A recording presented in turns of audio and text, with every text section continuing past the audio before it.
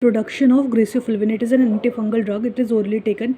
It's basically obtained from Penicillium patulum. The process first is we develop the mutant of Penicillium patulum species, and then we'll do the inoculation development. In this, we'll do the sporulation process and various other process that we did earlier in the Penicillium production. Then we'll provide the medium.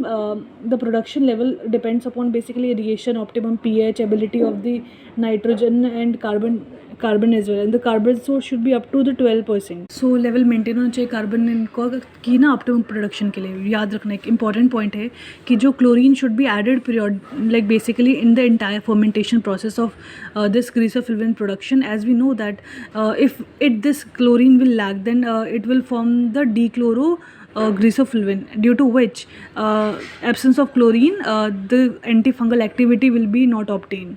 So therefore chlorine presence should be there, and we have to add time by time. And generally the ingredients are used in the media as protophenton, the cereals extraction, glucose, soluble starch, NaNO3, KHPO2, magnesium hydrates, and sulfur iron sulfate. Now the pH has to be maintained to 6.8 by adding the glucose.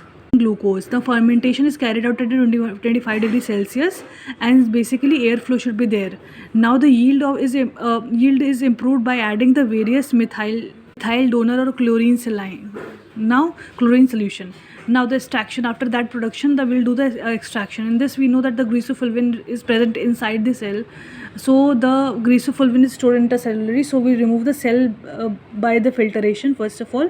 Now extraction with the organic solvent, then we put the methyl, when we have to wet the mycelium or hyphae, which is a network of fungal thread. Now basically we'll treat with this butyl acetate in order to just clarify that and obtain the intracellular material. Now crude drug is